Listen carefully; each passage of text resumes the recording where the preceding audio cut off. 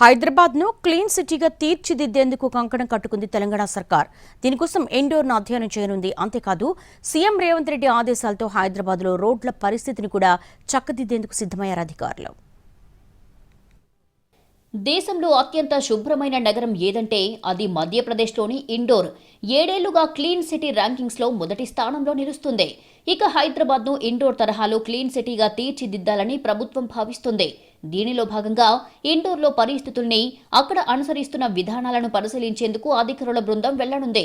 హైదరాబాద్లో 5 ఏళ్ల క్రితం కాంప్రహెన్సివ్ రోడ్ మెయింటెనెన్స్ ప్రోగ్రాం కింద 811 కిలోమీటర్ల రోడ్ల నిర్మాణం జరిగింది.